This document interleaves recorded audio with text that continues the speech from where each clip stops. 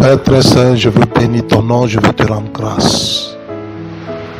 Père, à nouveau, je veux te confier ce moment-là. Que mon esprit soit ton esprit et que ma langue, Seigneur, enseigne ta vérité. Je prie pour tous ceux-là qui m'écoutent en ce jour.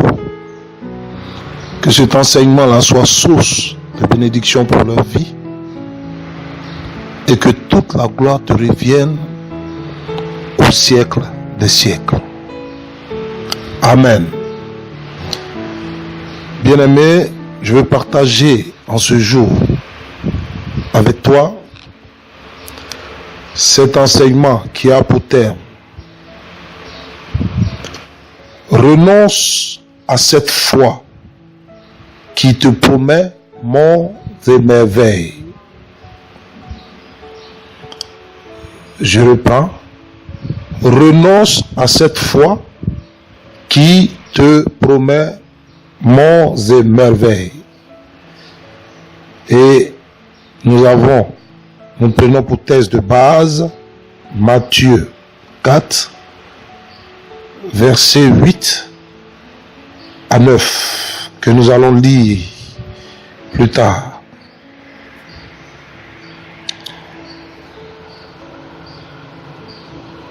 Bien-aimé, il me paraît bon de te parler au sujet de la foi à laquelle tu espères être sauvé un jour. De plus en plus d'hommes et de femmes sont sous la séduction de cette foi qui mène à la perdition, qui mène à la condamnation éternelle, qui mène à la gêne, qui ne promet point l'éternité, mais les royaumes de cette terre savamment orchestrés par le diable. C'est par l'usage de cette fausse foi que le tentateur, qui est le diable, va altérer la foi qui sauve pour s'attaquer à la foi des élus de Dieu et conduire le plus grand nombre à la perdition. Amen. Bien-aimé, comme tu le sais, Satan est un imitateur. Et il est passé maître aujourd'hui en matière de contrefaçon, par toutes sortes d'imitations. Amen. Donc nous allons ouvrir nos Bibles. Matthieu 4, versets 8 à 9. Je lis la parole de Dieu. Le diable le transporta encore sur une montagne très élevée, lui montra tous les royaumes du monde et leur gloire, et il lui dit: je te donnerai toutes ces choses si tu te prosternes et m'adores. Amen. Oui, bien-aimé, le diable souhaitait que le Seigneur Jésus-Christ de Nazareth mette sa foi en son mensonge, en lieu et place, et lui a opposé un refus de non-recevoir catégorique, car le Seigneur Jésus-Christ connaissait la véritable foi qui sauve l'âme. Matthieu 4, verset 10. Jésus lui dit: retire-toi, Satan, car il est écrit: tu adoreras le Seigneur ton Dieu et tu le serviras lui seul. Amen. Mais toi, depuis ta prétendue conversion qui n'en est pas une. D'ailleurs, oui, je me permets de le dire avec assurance, bien sûr. Tu as mis ta foi en la possession des richesses, de l'élévation, de la gloire, de la reconnaissance de ce monde dont Satan est le Dieu. Quand Satan demande au Seigneur Jésus-Christ de se prosterner et l'adorer, bien aimé, de quoi parle-t-il? Se prosterner ici signifie pour le diable que le Seigneur Jésus-Christ de Nazareth devait manifester une obéissance et une soumission avilissante. C'est-à-dire que le Seigneur Jésus devait accomplir et goûter et faire ce qu'il lui demandait et lui ordonnait. Et la récompense de cette obéissance, ou les récompenses de cette obéissance sont les royaumes, la possession des royaumes, des biens, des royaumes de cette terre et leur gloire. Amen. Les royaumes qui représentent les nations, vos pays aujourd'hui. Et leur gloire. Les désirs, et toutes ces choses-là. Les plaisirs, au moins. Mais qu'en est-il de toi, mon frère, ma soeur? Oui, qu'en est-il? Qui depuis ta naissance a été conçu dans le péché et que tu as toujours marché sous l'instruction de ta chair pour satisfaire ton ego, ta convoitise, tes envies, tes ambitions, ton orgueil, ta colère, ta rancune, ta cupidité, ton amour pour l'argent, ton amour pour le monde. Qu'en est-il? Or, la chair,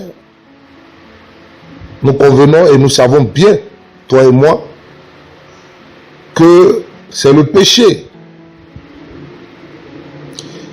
Et le péché, c'est qui? Mais bien évidemment, c'est le diable. Romains 8, verset 3. Je lis. Dieu a condamné le péché dans la chair. Ce qui revient à dire que quiconque marche selon la chair est un pécheur. Amen. Et à l'opposé, quand nous lisons Romains 8, verset 14, la Bible dit que seuls ceux qui sont conduits par l'Esprit de Dieu sont fils de Dieu. Laisse-moi te poser cette question-là, bien-aimé. Qui te conduit?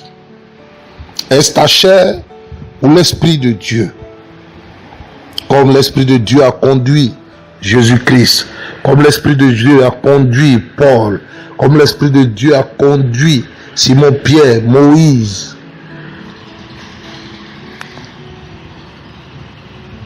Amen.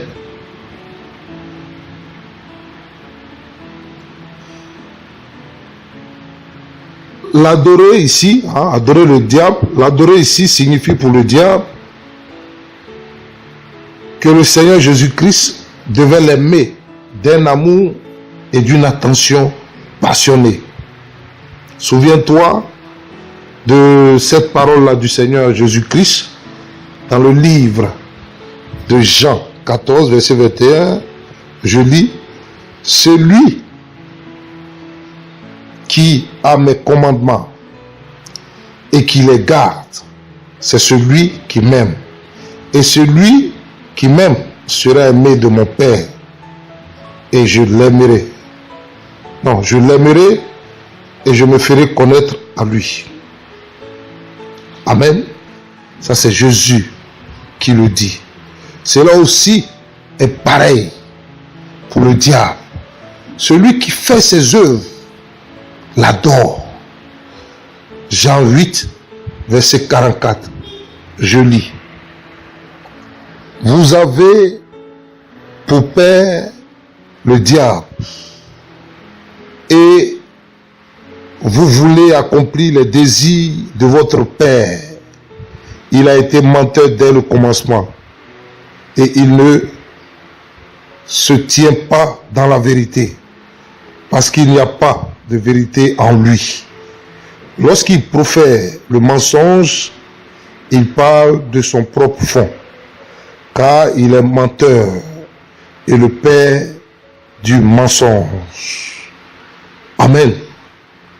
Et donc, en te laissant conduire par ta chair, tu te prosternes ainsi devant le diable.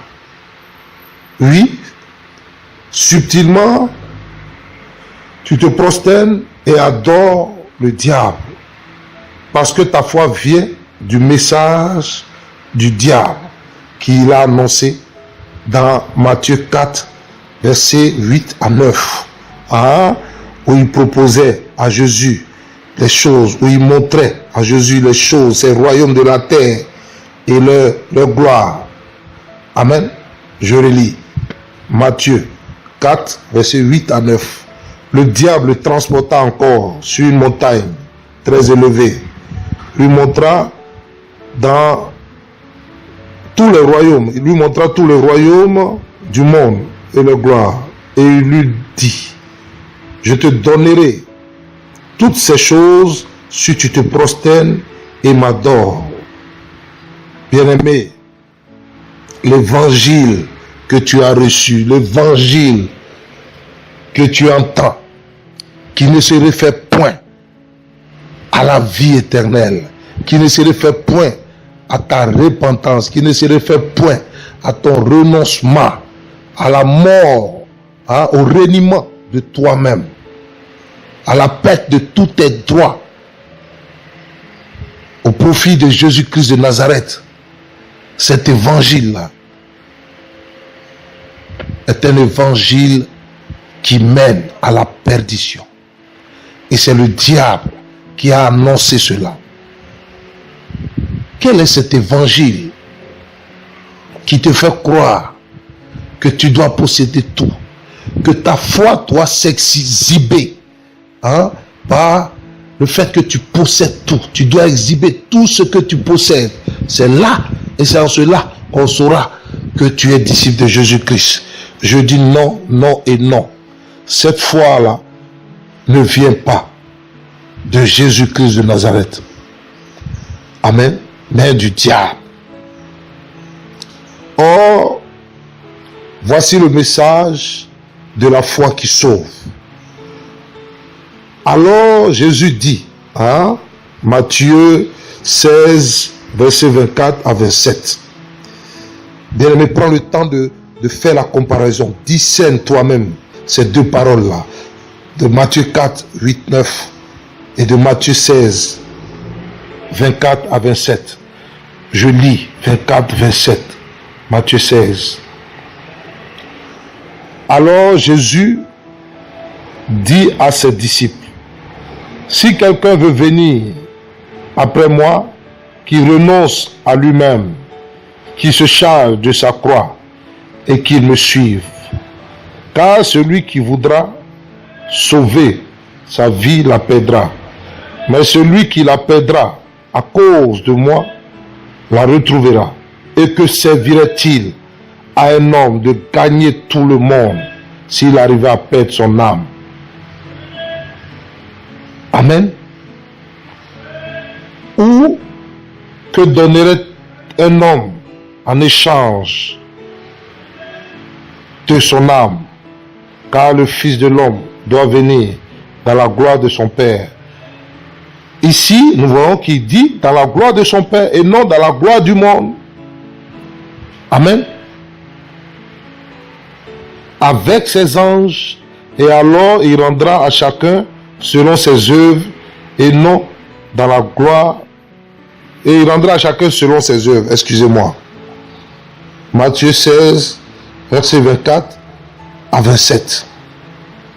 Voici, bien-aimé, le message auquel tu dois attacher ta foi. Voici le message auquel tu dois croire. Et non ce message-là qui te dit Jésus est la solution. Lis ta Bible. Il n'y est jamais écrit dans ta Bible que Jésus est la solution à tes problèmes. Jésus n'est pas la solution à ton embauche. Jésus n'est pas la solution à ton mariage. Jésus n'est pas la solution à ta pauvreté financière. Jésus n'est pas la solution. La Bible dit que Jésus dit qu'il est la vie et la vie en abondance. Jésus dit qu'il est le pain de vie. Jésus dit qu'il est la vie éternelle. Jésus dit qu'il est ton sauveur. Il ne vient pas te sauver parce que tu n'as pas de maison. Il ne vient pas te sauver parce que tu n'as pas d'emploi. Il ne vient pas te sauver parce que tu es pauvre financièrement. Mais il vient te sauver du jugement dernier. Afin que tu ne sois pas emporté avec le diable. Amen. Cet évangile, ce message, comme le diable lui-même l'a prêché, qui promet monts et merveilles, qui promet la gloire de cette terre, qui promet la célébrité, la notoriété de cette terre, est un évangile qui mène à la perdition. Cette foi-là mène à la perdition. Si tu crois à cet évangile-là, tu iras en enfer. Ton âme va brûler. Reviens à l'évangile qui sauve. Bien-aimé, j'aimerais que tu me dises aujourd'hui où je te parle, entre ces deux messages,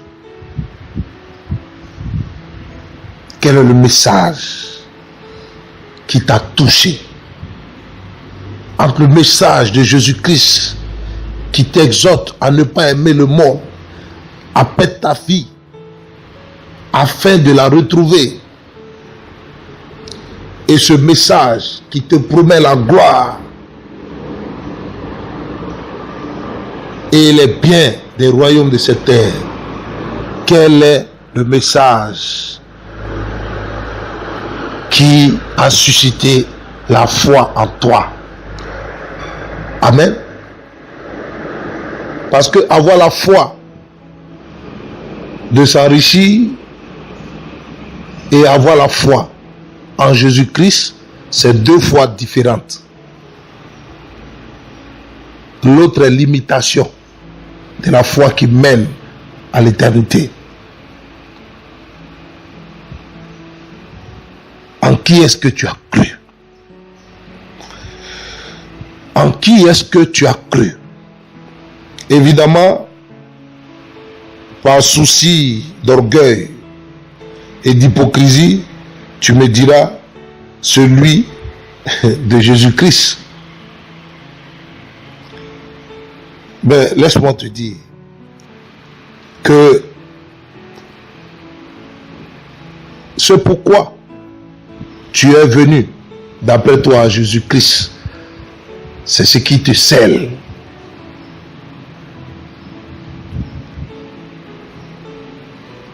Tu as écouté un message pendant que tu étais dans les problèmes.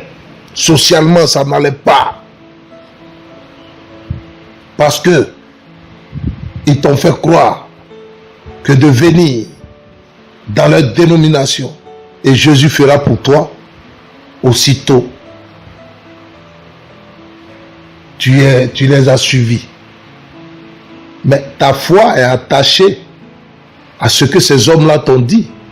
Ta foi n'est pas attachée à la vie éternelle, qui est le message de Jésus, Christ de Nazareth.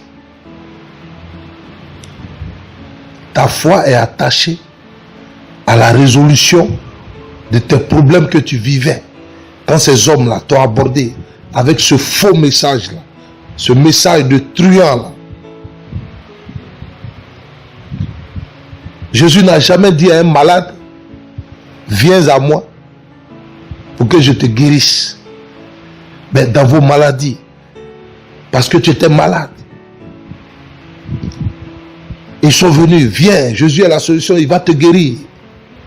Et tu es venu. Même quand tu as eu la guérison, ce n'est pas la vie éternelle qui t'intéresse. Parce que le seul message de Jésus-Christ de Nazareth était le message de la repentance et du renoncement à soi-même, afin de posséder la grâce de Dieu, afin de posséder la vie éternelle. Amen. Dis-moi, pourquoi ta foi n'est pas attachée aux choses d'en haut, comme le recommande ta Bible dans le livre de Colossiens 3, versets 1 à 2. Oui, dis-le-moi. Je lis la parole de Dieu. Si donc vous êtes ressuscité avec Christ, cherchez les choses d'en haut, où Christ est assis à la droite de Dieu. Affectionnez-vous, affectionnez-vous, affectionnez-vous. Mais toi, à quoi est-ce que tu t'affectionnes? Ton affection là est dirigée vers les choses de ce monde. Affectionnez-vous aux choses d'en haut et non à celles qui sont sur la terre. Vous voyez, quand le diable annonçait ce faux évangile, cette fausse parole à Jésus, lui demandant de l'adorer et de se procéder de l'adorer, afin qu'il lui donne la gloire et les biens de ces royaumes-là. Amen. Il demandait à Jésus de s'affectionner aux choses de la terre. Maintenant, je veux que tu compares avec les enseignements que tu reçois. Et là où ton cœur même, ton aspiration. À quoi est-ce que tu aspires?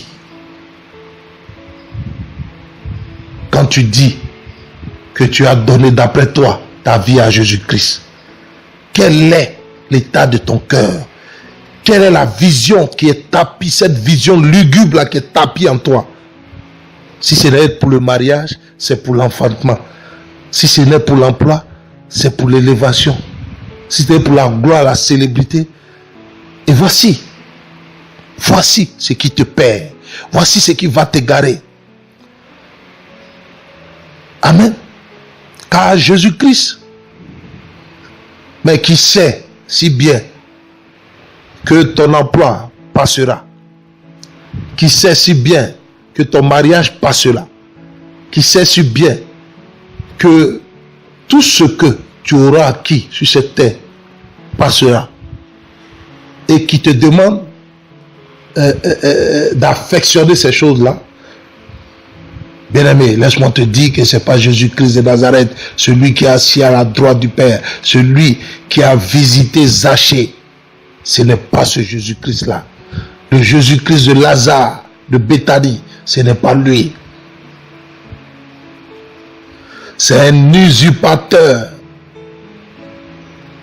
qui s'est présenté à toi. Et de façon subtile, il a décidé de garder ton âme captif.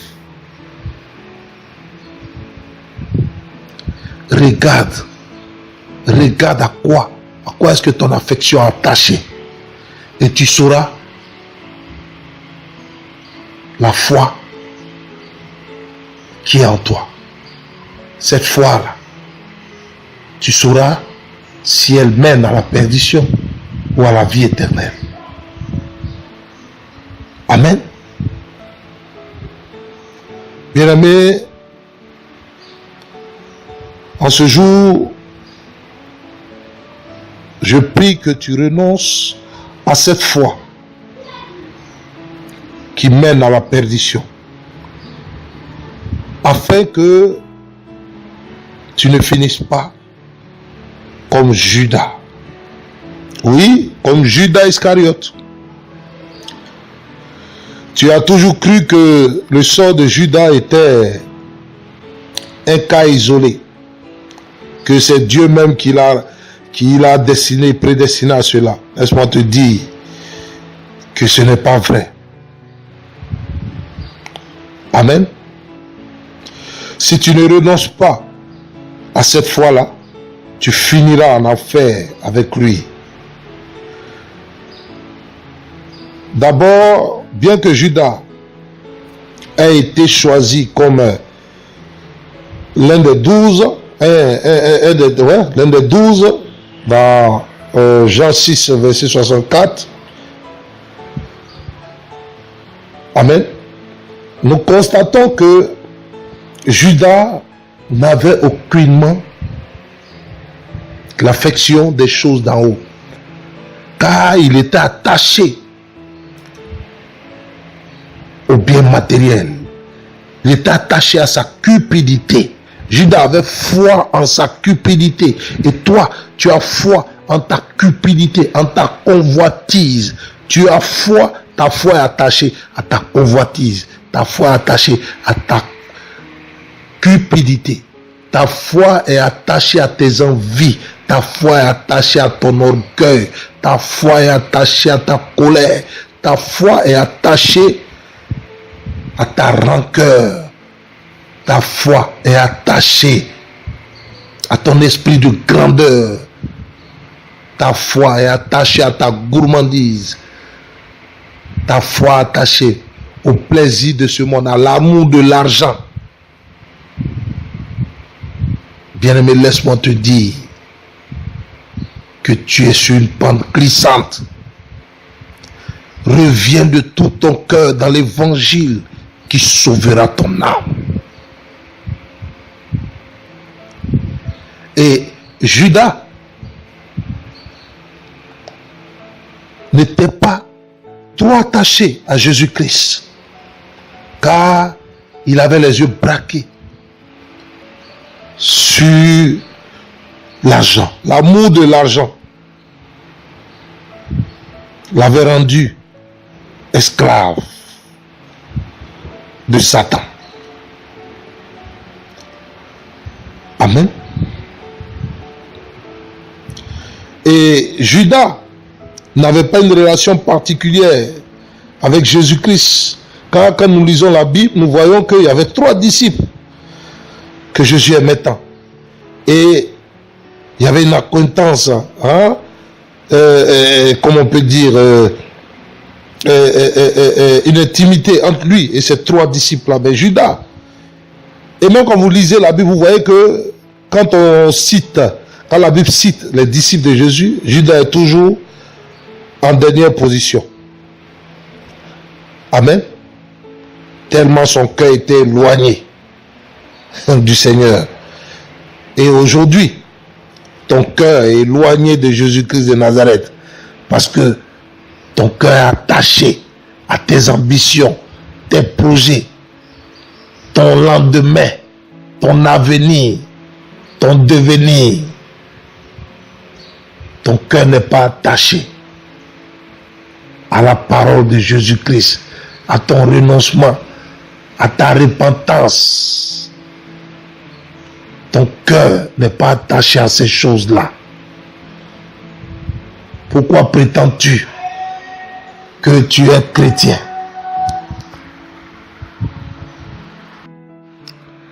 Ton cœur n'est pas attaché à la sanctification. Bien-aimé, mais pourquoi dis-tu que tu as la foi qui sauve? Revois-toi.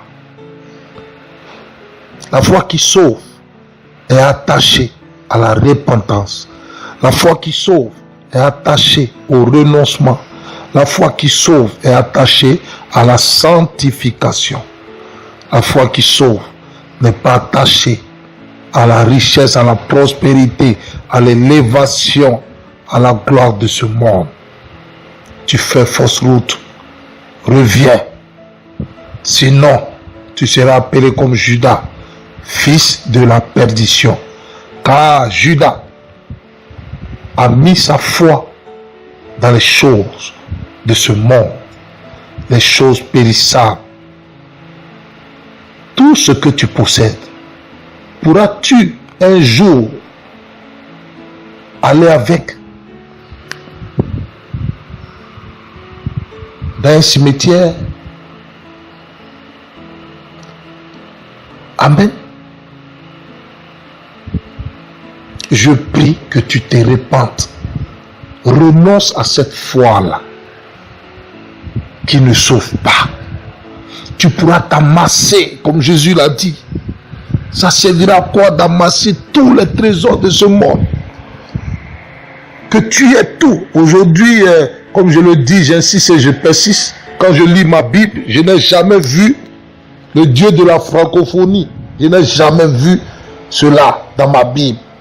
Ils ont inventé une autre doctrine et ils sont en train de vous endormir.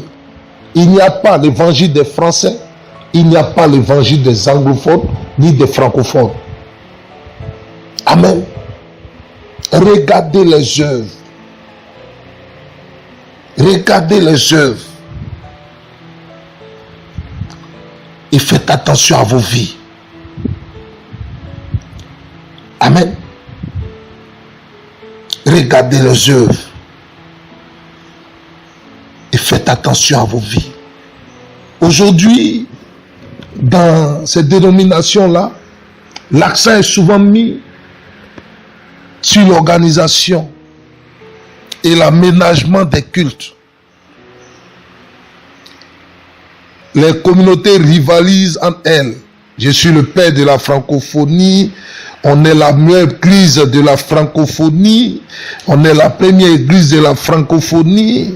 Gardez tout ce que vous avez comme francophonie ou quoi. On verra bien le jour du jugement dernier si ces choses-là seront valables. Et certaines personnes, certains responsables de ces endroits-là sont débordants d'ingéniosité pour vous perdre. Ils vont jusqu'à faire usage d'artifices. Maintenant, tous les jeux de lumière qu'on trouve dans les boîtes de nuit sont dans vos églises. Tous ces artifices-là pour vous captiver, pour vous rendre captifs. Dans cet effort qui est fourni pour planter le décor, la gloire du Père et l'édification du peuple de Dieu ne sont plus l'essentiel de ces cultes-là. Ces réunions auxquelles tu vas, tu te balades, tu te balades. Oh, tu as ta Bible avec toi.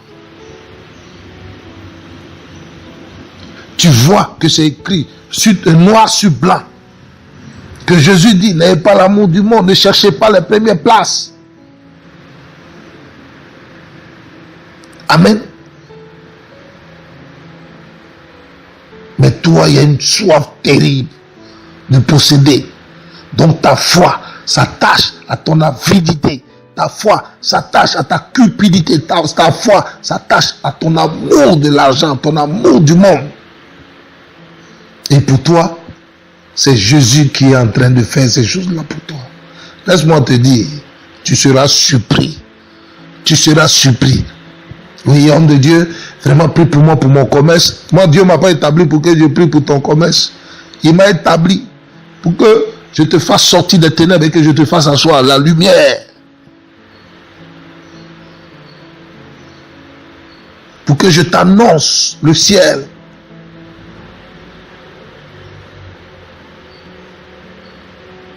Pourras-tu aller au ciel avec ton commerce là? Tu me diras, comment vivrais-je sur la terre? Mais Jésus lui-même t'a dit, à chaque jour suffit sa peine. Ne vous souciez pas du lendemain.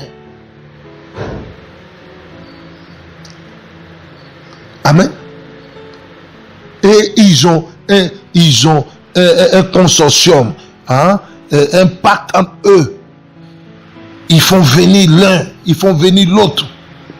D'après eux, ils sont de renom, les soi-disant pères de la francophonie.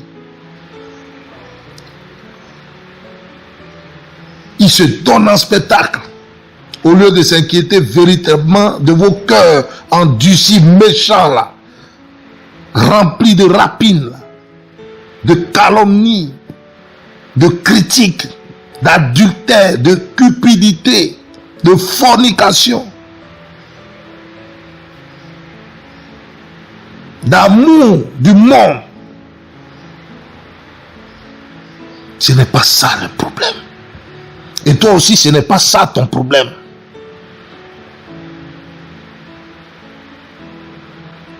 Amen.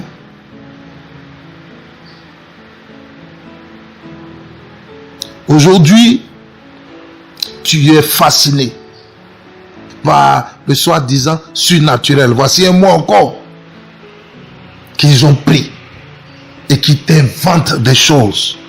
Et toi, comme la Bible a dit, là où se trouve ton trésor, s'y attache aussi ton cœur.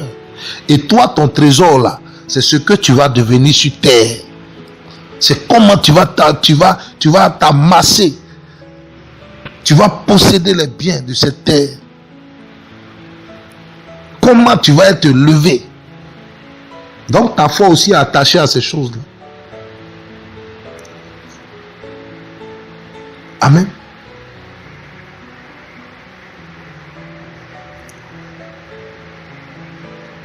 Amen. Jésus ne passait pas son temps à faire des miracles et des guérisons. Ils le font dans le but d'être adulés par la foule. Mais Jésus privilégiait les enseignements de la parole de Dieu. Il faisait connaître à ses disciples comment ils devaient marcher dans la sanctification pour plaire à Dieu. Toi, la sanctification est un vain mot pour toi. La sanctification est un vain mot. Toi, ta sanctification là, c'est comment paraître aux yeux du monde, comment paraître aux yeux des autres. Vrai tombeau blanchi.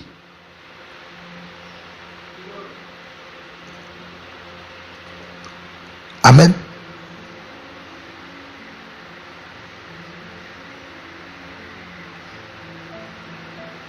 C'est pour satisfaire tes désirs, là, tes envies, ta convoitise, là, que tu accuses la sorcellerie chaque jour. Qu'est-ce que la sorcellerie t'a fait? La Bible dit qu'il n'y a plus de condamnation pour celui qui est en Christ. Votre Dieu, là, il a peur des sorciers.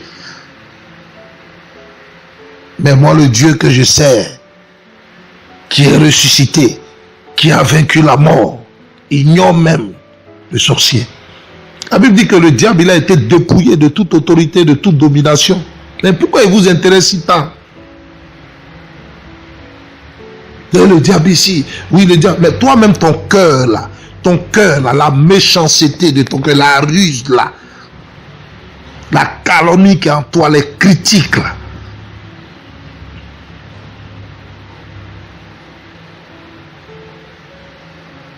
La Bible dit dans Marc 7, versets 21 à 23, c'est du cœur de l'homme que viennent toutes les mauvaises pensées. Marc 7, verset 7, Marc 7, verset 21 à 23. Amen. C'est du dedans de toi que viennent toutes les mauvaises pensées. Tes envies, là, ton esprit de grandeur qui te fatigue. Cela ne vient pas d'un sorcier. Amen. Renonce à cet évangile, cet évangile dans lequel tu as mis toute ta foi. Fais attention. Mets ta foi dans la repentance. Mets ta foi dans le renoncement. Mets ta foi dans la sanctification.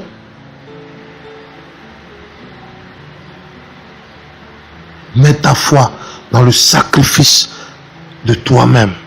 Mets ta foi en ta mort, en ta crucifixion, pour que Christ vive en toi.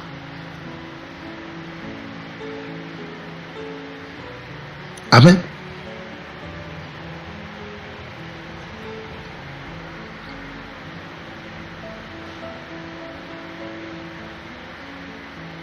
La parole de Dieu nous a mis en garde dans le livre de Matthieu 24.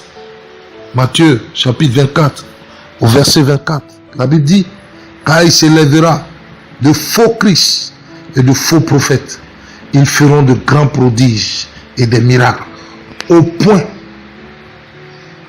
de séduire, s'il était possible, même les élus.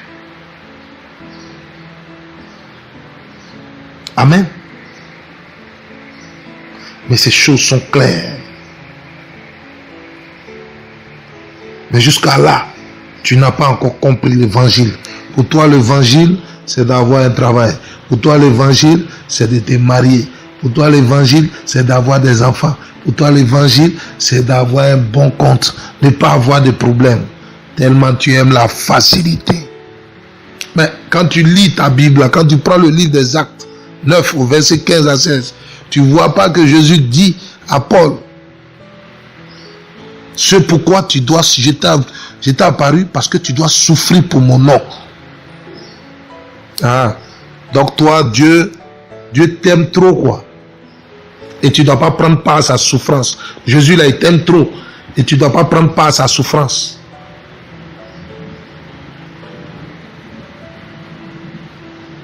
Reviens de ton ignorance. Je te libère de ton ignorance en ce jour. Je prie que la lumière de Christ te visite là où tu es. Et que tu comprennes que ce n'est pas la foi qui sauve que tu pratiques en ce moment. La foi qui sauve est attachée à la repentance, est attachée au renoncement, est attachée à la sanctification, est attachée à la vie éternelle. La foi qui sauve n'est pas attachée aux apparats, à ton extérieur, à la possession des biens de ce monde, à la gloire de ce monde, bien-aimé.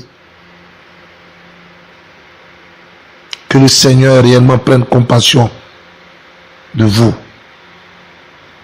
et qu'il édifie vos cœurs afin que vous vous repentiez, vous renonciez à tout pour qu'il vive en vous. Que le Seigneur vous garde. Je vous dis à bientôt.